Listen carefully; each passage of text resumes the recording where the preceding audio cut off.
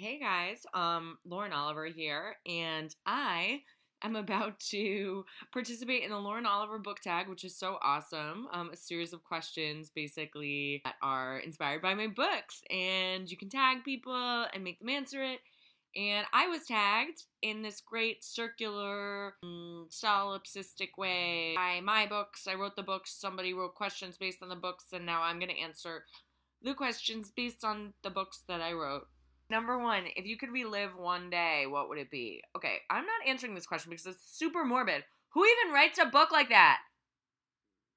No, actually, I'm really blessed because I feel like if I had to live one last day, I would do pretty much exactly what I do every day, which is I would get up and I'd do a bunch of writing, and I'd go on a run, and then I'd do more writing, and then I would cook dinner, and then I would take a bath, and then I would read, and then I would go to sleep.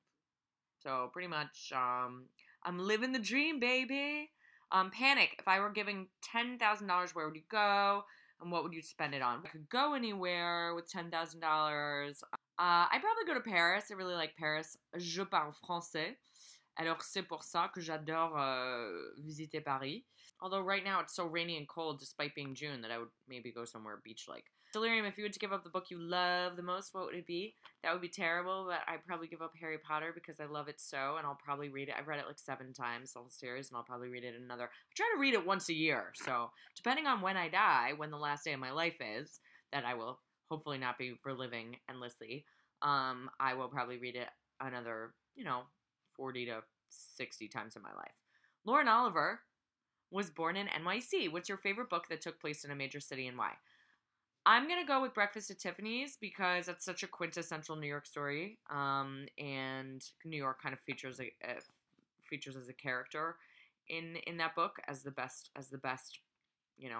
novels do. 5, Sam was a rebellious character. What was your most rebellious moment? Definitely pleading the fifth. 6, Rooms, favorite ghost or mystery story? Definitely has to be Turn of the Screw by Henry James. It's a really, really interesting ghost story, and I love it that it's not just sheer horror. It's more of a psychological thriller, actually. It's one of, I think, the best constructed ghost stories of all time, and super creepy. You guys read it. 7, Vanishing Girls, favorite sibling relationship in a book? That's a really good one. I'm going to go with Little Women. I mean, how could you not? That is such a famous sister story, and for anybody who grew up with sisters, I think I read The Little Women like 19 times when I was growing up. Liesl Po based question, a favorite book from your childhood. So Matilda is one of my all-time favorite books. It still is. I love Roald Dahl. Matilda is one of my favorites, and so I'm gonna go with that. The Spindlers. God, these are all such great questions and books. No, just kidding. If you had to pick a hidden realm or world from a book to live in, where would you live and why? Okay, clearly the world of wizards in Harry Potter for sure. I mean, Narnia's dope. And I've definitely always wanted to eat Turkish delights. But yeah, I mean, it has to be Hogwarts. Post era, obviously, of He Who Shall Not Be Named. 10, of all Lauren Oliver's books, of all my books, which would you most like to see turned into a movie and why? Can't answer it, folks, because that we all know it should be every single book of mine. Alright, that was me answering the Lauren Oliver book tag, and I'm going to tag my friend Courtney Shine Mel. And I'm also going to tag my friend Rebecca Searle. So there.